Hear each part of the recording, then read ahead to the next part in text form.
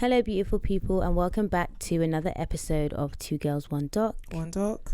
It's your girl, BD. It's Foreign's the foodie. And we are back. I got it this time. Yeah, we're back. Done. We're back.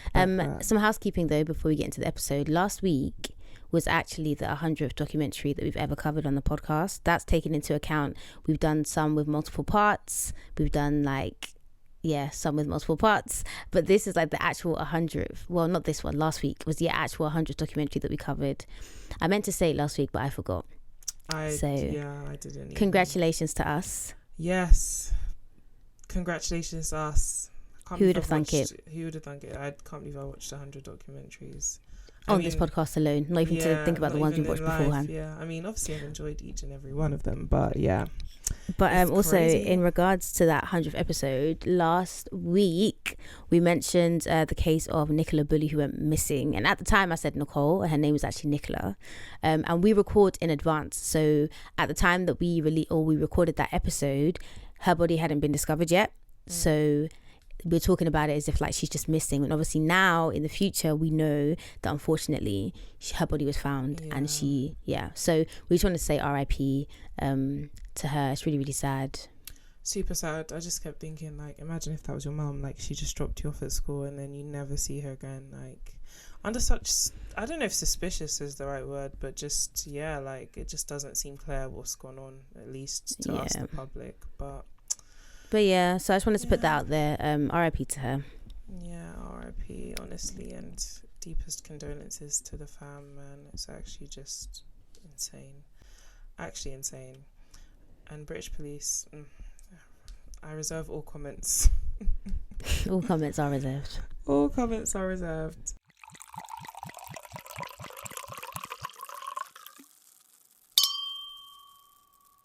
So this documentary is called The Social Media, I've forgotten the first bit of it. Social Media Murders. It's like a series, a group of series. That's it. Yeah, and this particular case is the Molly McLaren case. I actually will go back and watch all the others. I'm just intrigued.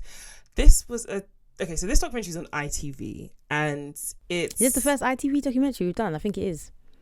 I feel like there was another one, but I'm not 100% sure. Know.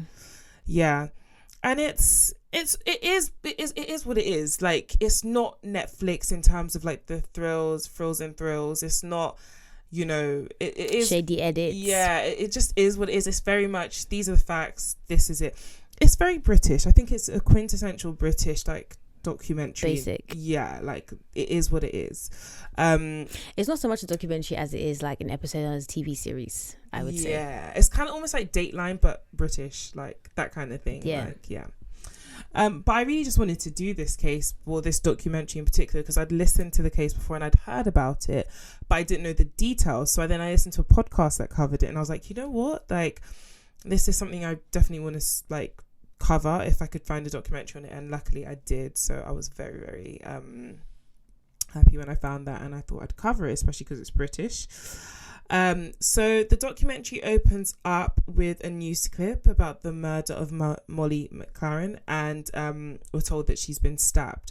So the way this documentary goes is like it kind of like, it does jump a bit from like the past to, I wouldn't say present day, but to closer to the present day. So after the fact almost. So I'm going to try and narrate it in a way that makes that clear, but just bear that in mind. Yeah, and it kind of goes back and it has like 5 weeks before, 2 weeks before. So it's basically a crescendo, like a build up to. Yeah, and it's not hard to follow when you're watching it, but obviously when we're talking about it and there's no like on-screen text, it might be a bit tricky. Yeah. So we're in April 2016, 14 months before Molly's murder, and I really was like racking my brain like, what was I doing? Not on that day, because I will never know what I was doing on that day. What, in 2016? Yeah, because this was just after we just graduated, finished uni. Yeah, so I was probably just working. Oh, I was doing my pre-reg, suffering. Yeah, just working for the white man. Slavery. So this was 14 months before Molly's murder, and we see clips of Molly from social media, and she's just like a really fun, typical young girl having fun, like life of the party, white girl wasted kind of energy, like just bubbly. And She's like the girl that you meet in the bathroom and you're like, oh my God, babe, like I love your dress. Like, definitely that stop energy. it. Can you hold the door while I pee? Oh my God. It's like, yeah, that kind of vibe. Definitely that energy. So we learned that she loved exercise and she wanted to go into fitness and nutrition. Like she was definitely a gym babe. So as everybody does, I guess, in that time, I don't remember if I was on dating apps at that stage. I can't remember. I know I wasn't signed up to a dating app. I can't remember. I know that I was on Hinge like 2018, 2019, like really, really on Hinge, but I can't remember if I was in 2016. But either way, she joins Tinder and she matches with this guy called Josh. And we see his profile. He's just like typical, like I think he's like the tall, dark and handsome that white people speak of. But if I was to equate what he looks like, I don't know if you guys know this guy, and I will find him, not in person, but I will find a picture of him and post him. He's white and he's gay, and I don't know if he was from X Factor or something. There was some TV show that he became popular from, and now he's on everything. Like he's obviously, like when you see him, you know he's gay. He's dark hair and sometimes wears makeup. What, Rylan?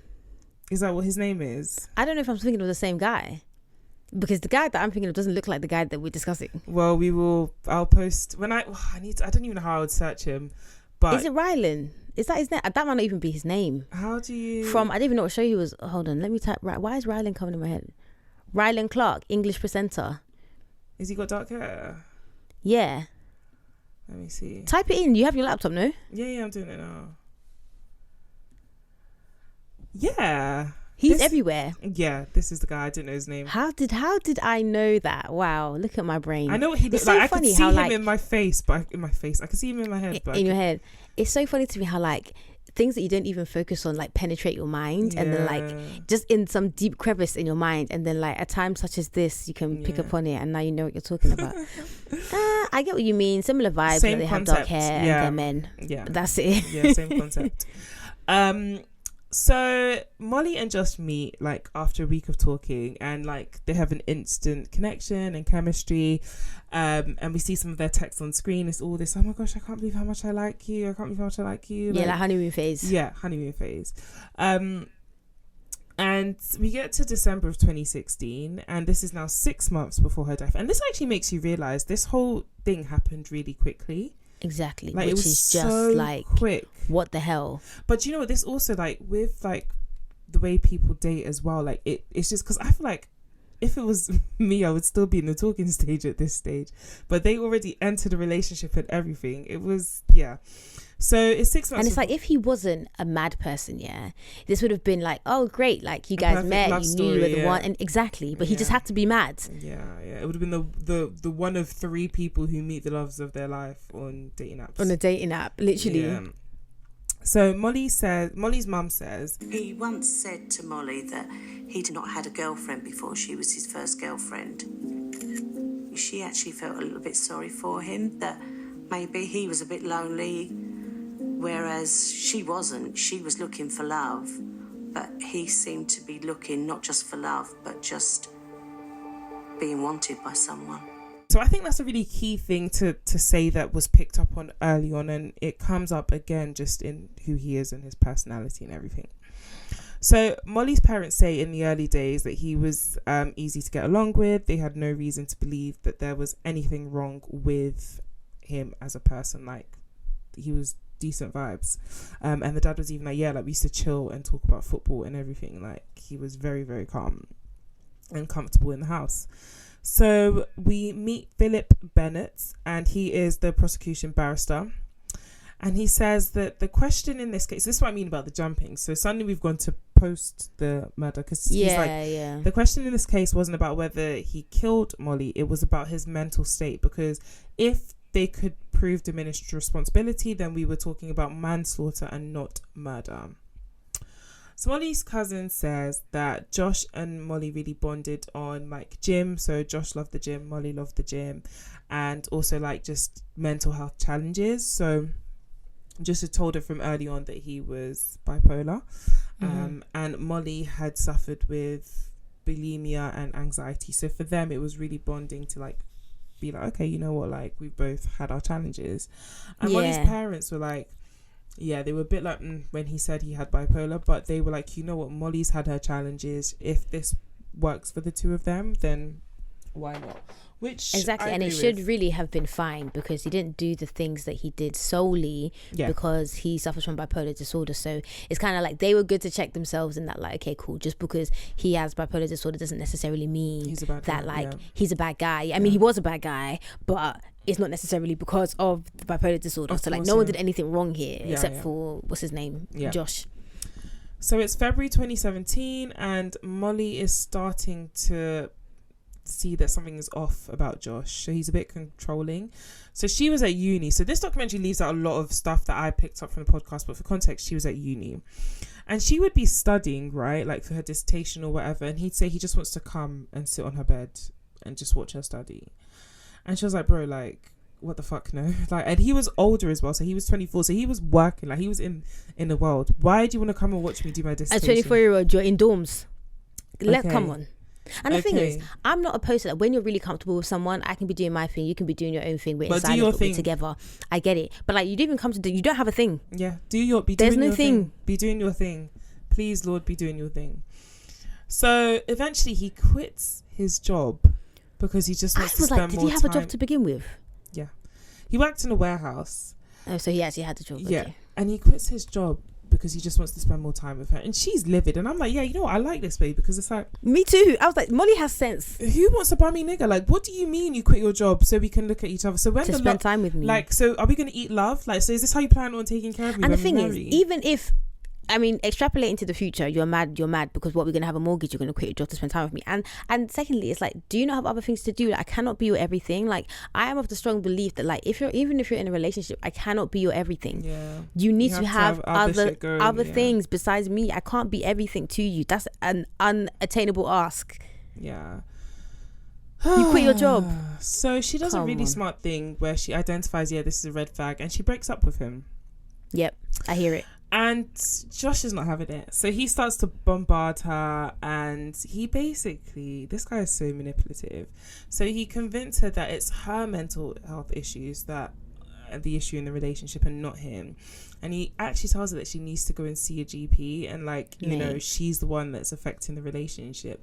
And eventually she takes him back, which, I understand why she took him back, but the level of manipulation here is wild. Yeah. So there's this family party, and when I was listening to the podcast, so basically what was said was, and I will, if I think I'll link the podcast as well so you guys can go and listen to it because there's more detail there. But basically there was this party and it was away from, they live in Kent, right? And this party was away from Kent. I can't remember where it was. And basically she's like, okay, you know what? We've just gone back together. This is a great way for you to meet everyone in my family. Come to the party and, you know, meet people. We'll get our own hotel room, stuff like that. Cool. So he comes. And when they get there, Molly's doing her thing. She's chilling with her family. She's having fun. And Josh is just sat there in the corner watching her for the whole night. And they go back to her hotel room and they get into an explosive argument. So obviously in this documentary, her mum's like, she starts calling me. She's like, come to my room. He's lost it. And he's basically, when the mum comes, he's basically filming her. And he's filming her reacting to what he's saying, like to the stuff he's done. But obviously when you would look at, if you ever looked at the tape, it would make her seem crazy. And then she's like, so after this, when she leaves with her mum, she's sitting back and she's thinking, this is really weird. Like, why was he filming me? And she starts to get nervous because it's like, if your partner was, like, if you and your partner were having an argument, the last thing you'd think of doing is filming them. Unless they were actually being, like, physically, like, abusive or something like that, and you need, if you were in danger, but like just a normal like argument, why are you filming them? So she starts to think this is really, really crazy. So again, he's back to using his mental health as like, you know, a weapon against her, excuse. He's basically telling her to focus, like trying to get her to focus on him, telling him that he has mental health issues, using that as an excuse for like all the things he's done. And they have a holiday booked for May. So we learn that she goes on this holiday, and whilst they're there, like they're arguing bare, he's just being completely unreasonable, like just really, really laying it on her thick. And she has like an anxiety attack, and she's texting her friends, because this documentary has loads of like text, like screenshots of her text messages with her friends, and she's basically like, yeah, like, I don't know what's wrong with me, I've got an anxiety attack, things just aren't going well, blah blah blah. And so basically when she gets back from that holiday, she breaks up with Josh, and everyone in her life is like, yeah, like, this is good. Like, there was nobody who didn't agree with her breaking up with him, because they all found him really, really like strange at this point. Like, another thing I learned as well, just like from other research on the case and everything, was like he had tried so many times to isolate her. So he kept saying to her, like, spend less time with your friends. He tried to make it seem like they were an issue, like, to their, like, towards their relationship. Like, he wanted to just isolate it and completely rely on him. So obviously they were like, yeah, like, this is good that you've broken up with him. And it is good. It's the thing. It's like the saddest thing about this whole documentary is that, like, Molly does the right thing all the time. Like, Molly always does there's nothing that Molly does that is wrong, and it didn't work out for her. And this is why I'm never ever here for like victim blaming, because like even people that are like, oh, like when it comes to stuff like trigger warning rape, but when it comes to stuff like rape and people are like, oh, like, you know, even shit like, oh, you know, you shouldn't have walked back by yourself and this and that, like, yeah, there are always measures we can take to be safer and stuff like that, but the truth of the matter is, if somebody wants to do something to you, they will do it. There's not, like, with this, Molly did, there was not a single thing. There was never a moment in this documentary where I was like, oh, like, she really shouldn't have done that. Like, short of never, like, liking his profile on Tinder, there was nothing. Don't go on, don't do anything. In fact, even the fact that you left the house, even the fact that you just sit in the house forever. Don't do a thing. Yeah, it's wild. So, Josh starts the whole thing, love bombing, trying to get her back, you know, trying to convince her that, you know, it's her, not him, and they're meant to be together. But this time she refuses to take him back. And then when the love bombing isn't working, he then becomes nasty. So he's sending her all these messages. He goes from upset to angry real quick. Like, how dare you, kind of angry. Literally talking, like, sharing stuff on social media about her taking drugs. And obviously Molly was trying to build like a fitness brand and stuff like that. So this kind of stuff looks really, really bad for her brand. Yeah. So, and just in general. Yeah, just in general. So he asks another woman who... And also, it kind of like confirms Molly's suspicions, right? By like, I can't really trust this guy, because why are you recording me in a heated moment that you caused? Yeah, it's like you're trying to like catch me out or like build ammunition, and then him coming to say, oh yeah, well, you told me that you were taking cocaine, or you told me this and told me that, and putting stuff like that on Facebook. It's like, yeah, you were trying to catch her out. Like, there's things that you tell people in a relationship, or that you are comfortable sharing with people you're close to in times where you guys are good, that I don't expect you to share, to share. I mean, whether it's true or not true, like, if it's not true, he was lying. If it's true, it's like, I didn't share that with you. I would have put it on my own Facebook if I wanted people to know. So like, how does it go from, we were so close I could share this with you, and now you're just like, I hate that shit. Like, even if me and you, friends, fell out today, there is no way that I'm going online and baiting out anything that you ever told me. Do you know what I mean? Like, it's just crazy. It's like, you are a mad person. Insanity. And also, like, even the whole stuff about, oh, like, you don't tell your mum you do drugs. Yeah, who fucking tells their mum they do drugs? Exactly. So, like, do you tell your mum? Like, yeah, like, what the fuck are you talking about? And it's like, she's still my mum. Would you think she's going to disown me now because I do drugs? Come on. To what end? Like, what was the point of this? It was so wild. So, Josh seems to only have people in his life via like social media, right? Because there's this other girl who he'd previously matched with on Tinder, and he messages this girl and he spins some story. So basically, from research, the other podcast, everything, the story he spun to this other girl was that Molly was stalking him, like she was insane or something was wrong with her, and he needed to know where she was so he could be safe. So he asked this girl to follow her follow her on social media and stuff like that, and give him updates, because he wanted to avoid her. Okay, they didn't make that clear in this documentary, because in this documentary it was kind of like, oh, he had this friend that he kind of matched with and didn't get on with, and he was just kind of like, oh yeah, I need to know where she is, blah blah blah. To be honest, I'm always very suspicious when a guy is like, oh yeah, that's my ex, she's crazy, or like, whatever. Like, I always just think like, is she? And if she is, why is she? Yeah. Immediate red flag for me. Any guy that says my ex is crazy, I'm like, yeah, you're the problem. I'm like, Immediately, crazy how, crazy who, define crazy. Do you know what I mean? So, I mean, I get that it's not but after watching this, I was like, whoever that friend is, because they don't name and shame, yeah, they need to name and shame, because I was like, who is she? Even with like, context, who is she? Because even if a guy is telling you this, that, and the third, year, the level of detail he was asking her for, it's weird. It was weird. It wasn't like, red flags? Literally, it wasn't like, like once in a while, like, even if you message me and be like, yeah, like, I went out, she was there, like, also, I don't know, but it was just weird. Exactly. He was it was always, like you were the aggressor, almost like you wanted to know where she was. It wasn't like, so shit, like I'm here and she's there. It was so clear to me that he was the aggressor from what he was asking her to do. I don't know how. I put it down to immaturity. I just said, hopefully this babe is like 18 and she knew no better. I doubt it, man. But boy, yeah. Fam. And she was just like, it's almost like she relished the chance to be a part of it. It was like, she was giving anyway energy. Yeah. So once she starts telling him everything, he then takes it a step further, and not only is he like putting up these like statuses, he's putting screenshots that are like kind of like, I don't know if it's confirming, because he didn't like, I couldn't pause it long enough to read, but it seemed like there was some conversations there about drugs, and he was sharing it, and he would like tag her family in it.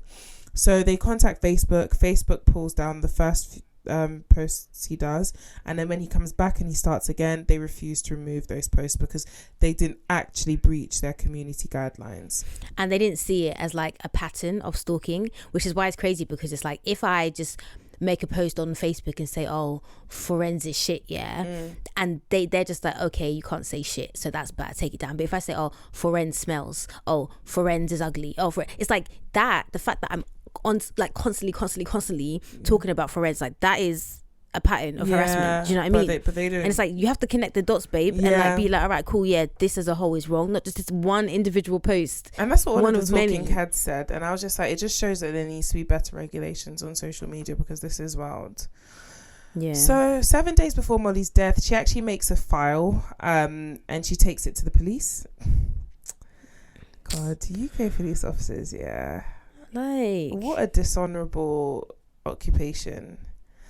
I don't know, like, even, do you know what? Recently I've started watching Luther. And there's a movie coming out this year. That's what I heard. Everyone keeps going on about Luther. So I was like, okay, let me watch this and see what it's all about. Because I had no clue what it was about, right? So someone mentioned something at work. That's why people watch it. Huh? I think it's just Idris Elba. I think that's why people watch it. I think so. Because this show, like, I'm watching it because I like crimey kind of shows, but it's actually shit. And I keep thinking, okay, maybe it's shit because these are the first, I'm on the second season, so maybe it'll get better, but it's shit. Like, I've watched it in a long time.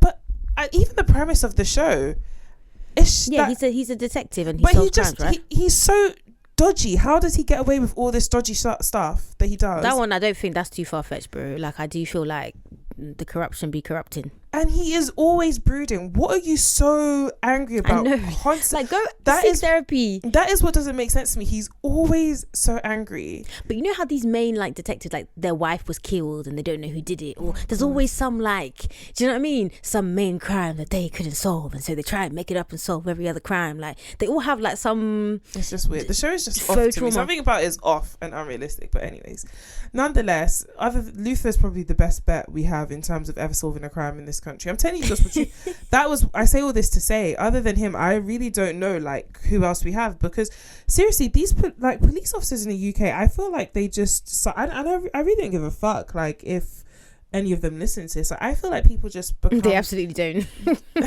I feel like people just become police officers because they want a constant paycheck. These lot do fuck all. I don't think so. I think they want a position of power. Like, you know how there was but at least do something with that power. These lot just sit, like, some of them do, like, obviously they're really dodgy ones who are fucked up, but like, for example, this one, they go to him and they tell him, this girl, they have a file, they have done your job, you're meant to collect this file. Literally done all you had to do was take it over the line. Literally, that's it. 70% of your job was done, and all they do is they call this guy and they say to him, stop it. They say, hey mate, give it a rest, pack it in. And he's like, I've done nothing wrong. If you think this is bad, there's more to come. And they're like, all right, mate. I say, all right. All right, bro, speak to you soon. Speak to you soon. Bye, love. And that's it. That is, It's and that guy will close that file for the day, and he's done his day's work. And say done. I've done He'll my go and civic get a duty. cuppa, 2 digestive biscuits, and he's done. Fish and It's a chips rich for tea. dinner, It's a rich tea, and he dipped it into the. and he's done. He's like, yeah, all in a day's work. He goes home and he's like, child, today drained me.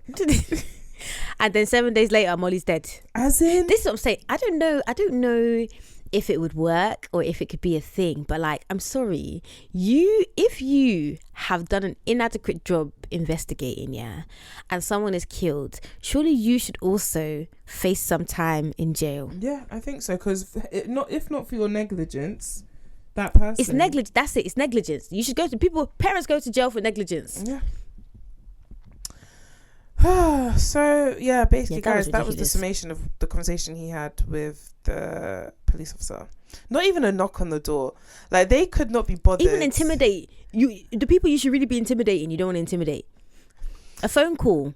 That could have been anyone. It could have been anyone. Do you think if a police officer called me and said, pack it in? It's the police. I'm putting all right, love. It's the police. It's DI Greg.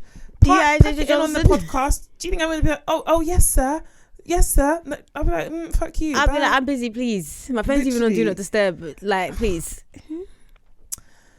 And he basically threatened her. They're like, there's more Sorry, to come. when the police call you, does it come up as police I don't on your know. phone? Like, or is it just what? No, 079? because the police have called me before. It just comes up as a number. Just a normal number. Yeah, but like it will say the area. I almost didn't pick up because I was like, why is this particular area calling me? I wouldn't have. If I don't know the number, I'm not answering the phone. Yeah, but obviously, like, there's so many things people call you for these days. I know, and I don't want to. It's like when you get letters. I hate getting letters because I'm just like, what? It's never the fuck anything now? good. It's never good news. It's It's never never good news. Like, at best, it's neutral. At best, it's just okay. Here's your bill, like Yeah. that or your bank That's statement or not good whatever. news. My bank statement it's isn't good news. But I know. One day it will be good One news. day, In Jesus' name. as of right now, it is bills. I'm It is telling direct you. debits. No Can you credit pay in. my Automo? There is only Like- one entry. Only one thing goes into my bank account a month. One, Why? fam? 12 times a year. As Okay. in, other Okay. than that, it's outgoings. I ain't Outgoings, trying to see that shit. Fuck you. And the Yeah, click, I'm telling you, click. letters, it's not good news. Phone calls where I don't know that it's not good news. Yeah. And I don't, and ignorance is bliss as far as I'm concerned. Yeah. And it's okay. If it's that important, you will contact me again. Yeah, but yeah, just because when our car got stolen, the police called me, but Oh, yeah. it was just a normal number.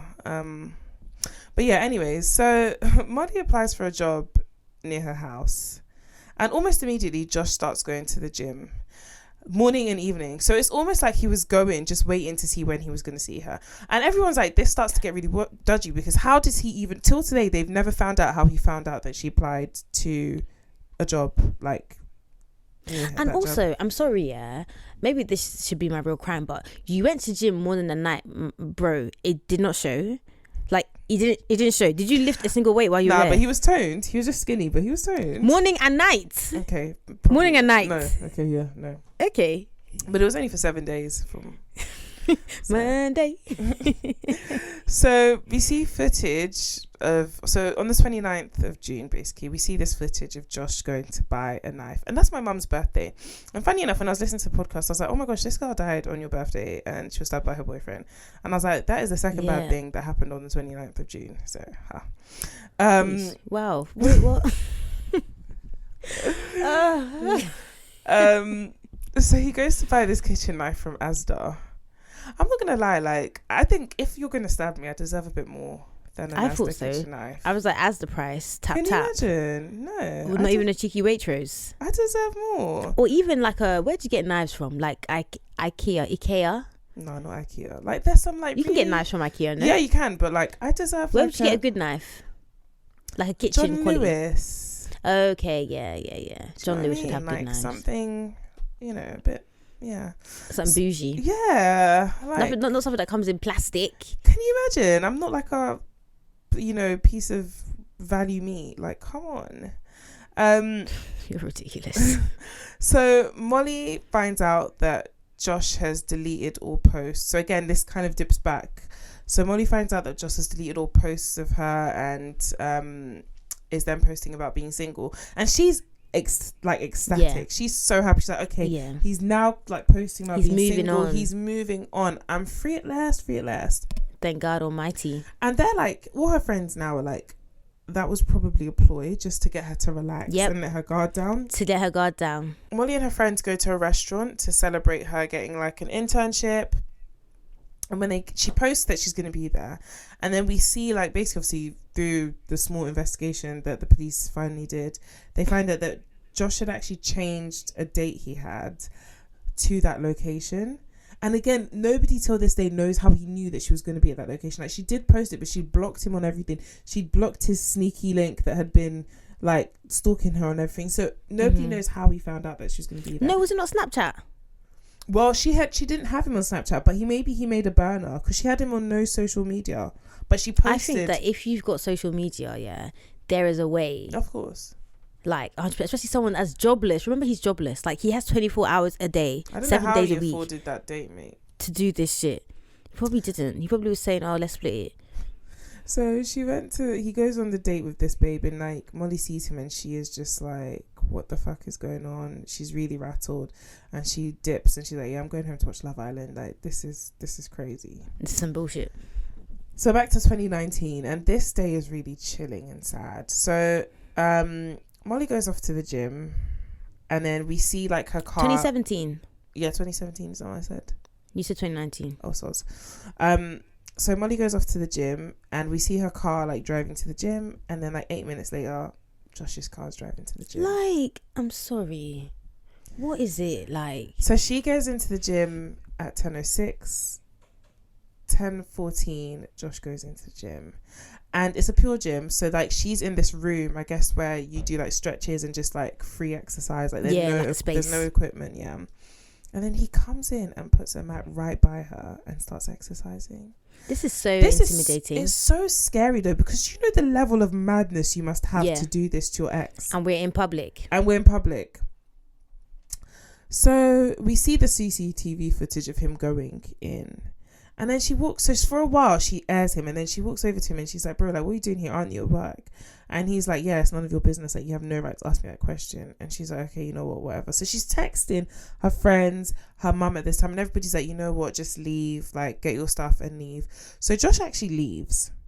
We see the CCTV footage of him leaving this room. He goes downstairs, comes back upstairs, hovers around for a bit, then goes down. And I think he wanted to kill her there and then. Because when he leaves, when he comes back, it's like he's gonna go back into the gym. Yeah. And then it's like he quickly runs. It's almost like he sees that she's leaving, and then he's like, oh shit, let me come. Yeah. Like, I think he wanted to kill her there, but he either saw that she was getting ready to leave, or he was worried somebody was gonna come and stop him, or heard something and he didn't go in. But I think that's what he wanted to do at that point. And you know what's crazy as well about when he kind of like pulls up next to her, is I was looking at the CCTV like, Molly, like, don't talk to him. Yeah. But I understand why she spoke to him, because it's like, are you like, what the fuck is wrong with you? Do you know what I mean? It's like, you're just thinking like, you have violated me so much, like online, like via text, like just emotionally, whatever. And now you've come into my physical space and you're violating me again. Like, when I was first watching it, I was like, oh, Molly, I beg, like, just don't say anything. Like, just this guy doesn't exist. But it's so much easier to say that not being in that situation. I cannot guarantee that I wouldn't have been like, the fuck? Like, you would never expect him to kill you. So you're going to go talk to him. In all his madness, you wouldn't think he's plotting, as in premeditation. Like, you brought your fucking Asda knife and you've brought it with you to the gym. Because even if you were really trying to cut value chicken, you wouldn't have brought it to the gym. Yeah, nah, it's wild. I think, like, just looking at that now, obviously I'm not saying she did anything wrong, but with all the information I have now, if I was ever in that situation, which I wouldn't be because I'm married, but yeah, listen, but if I was people stalk people all the time. I guess that's true. If I was ever in that situation, I'll just go up to him and be like, oh my gosh, like, I miss you, I want to get back together with you. And I don't know. No, do you know why you would do that? Because for me, the minute somebody, like, he stalked her at the restaurant, right? Then he's come to you at the gym. Because even if, say he didn't know, let's say in your wildest imagination, he didn't know she was at that gym. When you open your room and you see that your ex is there by themselves, it's fucking awkward. You wouldn't go into the room. But he went into the room and went next to her, you immediately know this guy is not normal. So for me, just to get out of that situation safely, I'll just tell him, oh, like, hey, like, you know, I've been thinking about things, and I would dip. And then I'm going straight to the police and being like, you're going straight to the police. You're going to call just to say, hey, yeah, I know she said she liked you, babe, but you know, he doesn't really. I just think that's like maybe a temporary escape, but he's gonna, like you said before, of like course, if a guy wants to do what he wants to do in that situation, like I don't even know what to say that you should have done besides she leave. didn't. But in any case, she didn't. And you know what's so scary about this clip that we see as well is that like it's literally like a stopwatch to like her last moments. Yeah, it literally is like from this moment where he comes into the gym, you're dying. Yeah.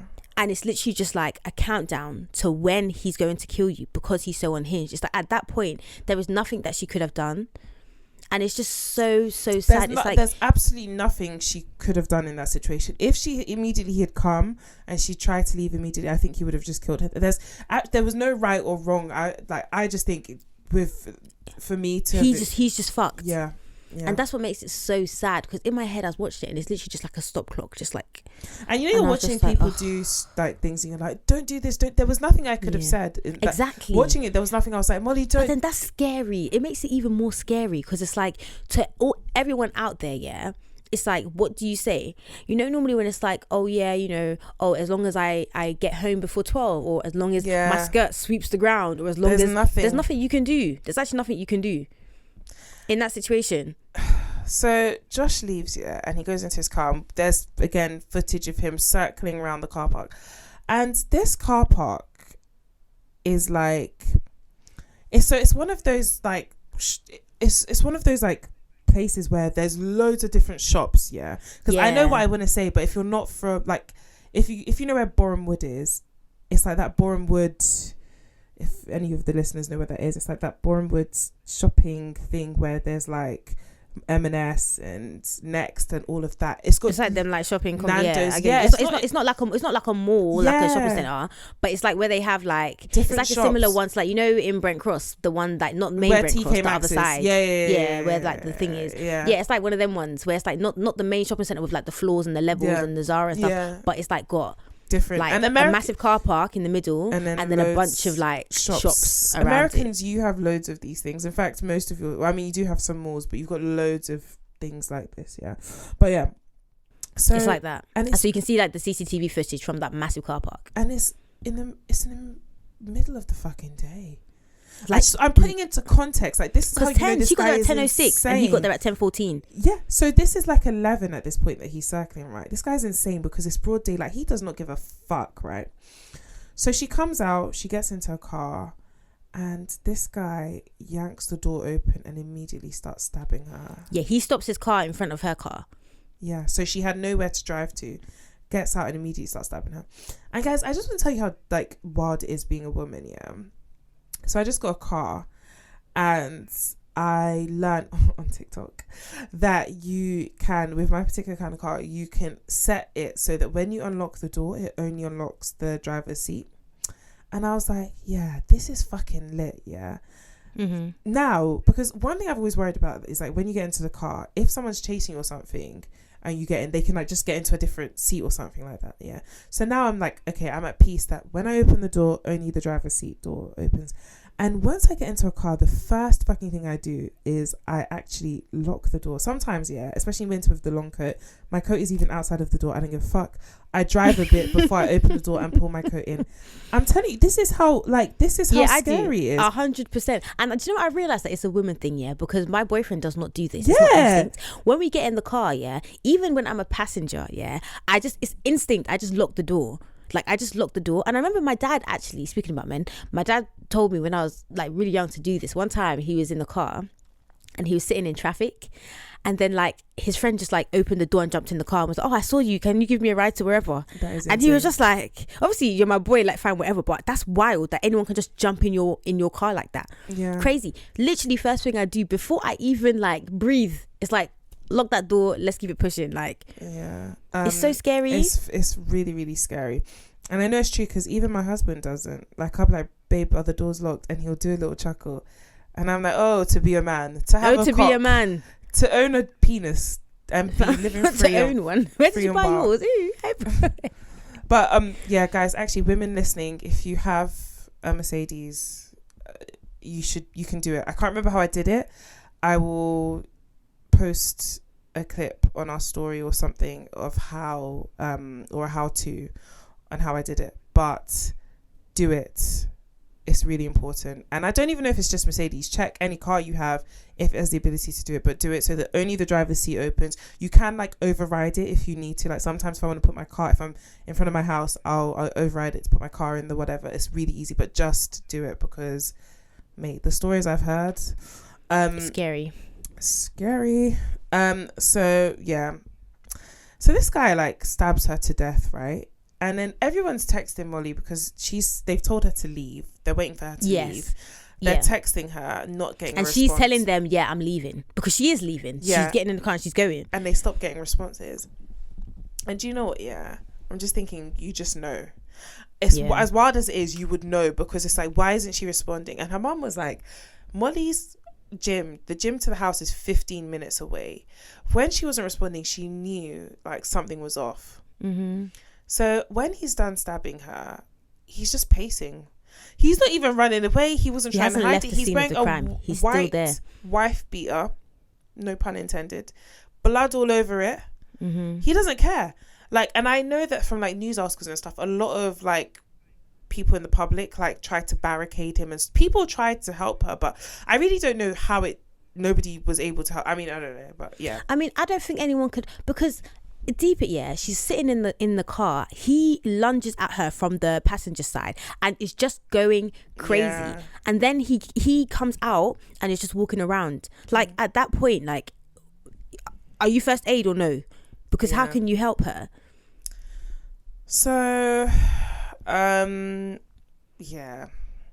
police come, like, everything. They're like, yep, it's me you're looking for. Make sure you're not in a secluded place. Make sure you're out in the daytime. Make sure you're in the public. She did everything right. She did everything right. There was nothing she could have done.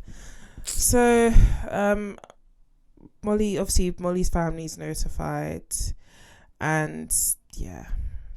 So 7 months after, like, and her dad's not even in the country. Like, her dad's he's in on Senegal, a drill ship, on a boat. Yeah, can you imagine? Like. So 7 months after, I don't know what I don't know what they should have done, but like, I don't think if I wouldn't have told him till he got back. You know, what's he gonna do out in Senegal?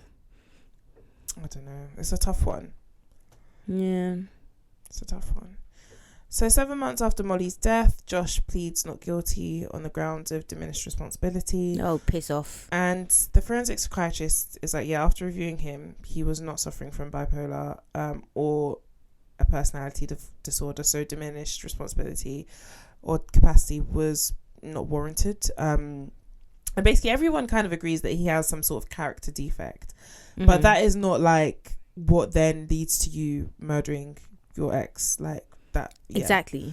There's loads of dickheads that don't commit murder. Yeah. And also, there's this bit where they're saying, like, when they're leading him into the courtroom and stuff, there's these guys and, like, basically, like, medical, like, scrubs, basically, yeah. And it's like, they were like, no, fuck that shit. These guys are going to wear their actual uniform because you don't want it to make it seem as if he's, like, sick. Yeah. And bias the jury. Yeah. So, during the trial, we learned that Joshua had several girlfriends. And he had done this stalking thing so many times. So he'd even threatened to murder one of his girlfriends. He'd slashed the tires of another. And one girlfriend had reported him to the police, but it wasn't even logged. He was just called, and that was the extent. So can you imagine in a perfect world if this crime had been logged and then his name had been in the system and then it was flagged again? Molly would be alive today. Yeah.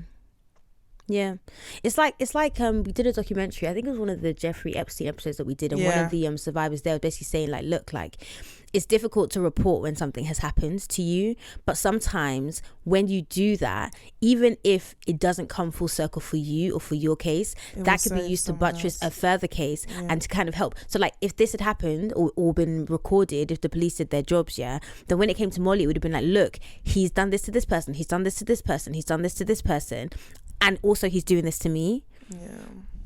Like...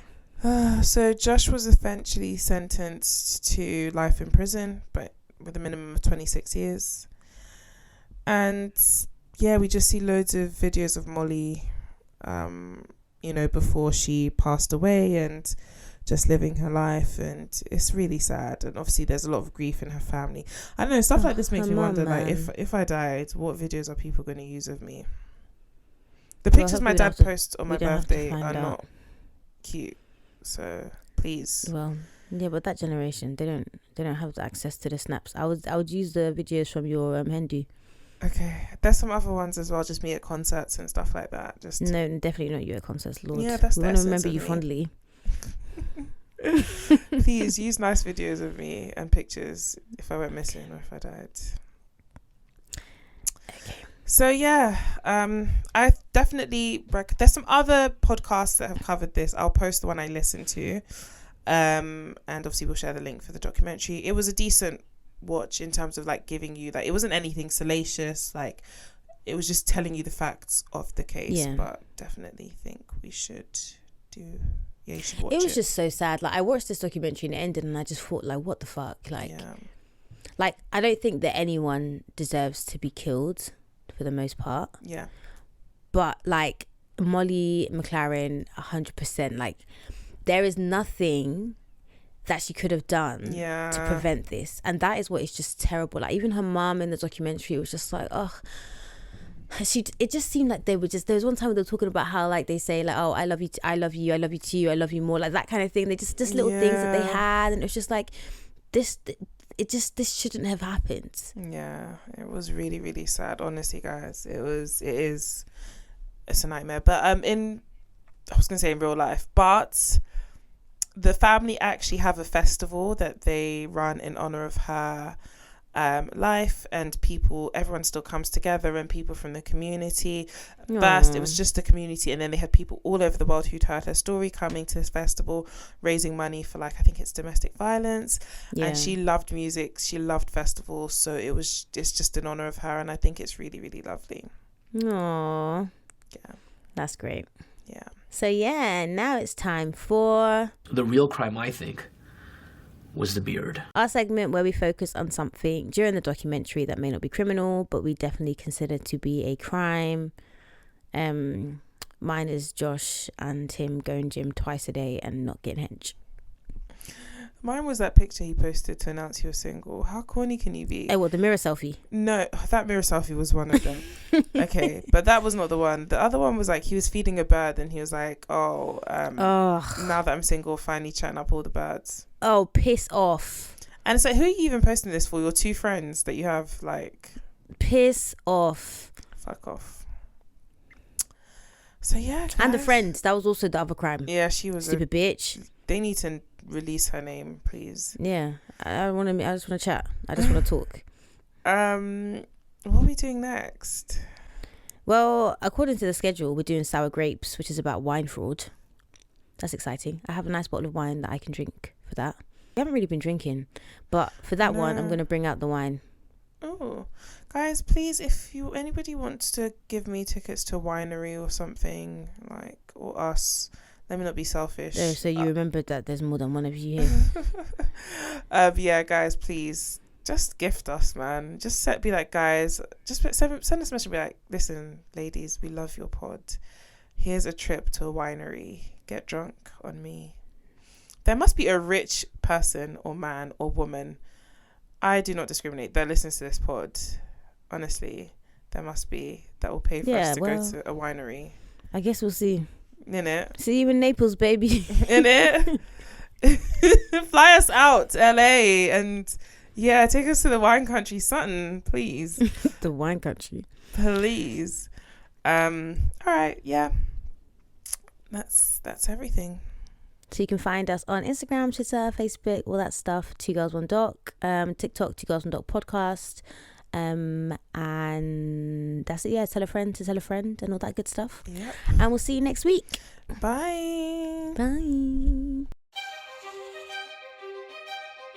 When you leave things unregulated, you allow the wolves to come in and game the system. Prices are skyrocketing. What if I told you that you could turn your love of wine into an investment return? Today, there is no relation between the prices and what is in the bottle. 20 grand for the bottle, and you want this. Boom, 1019. We're talking about wine here.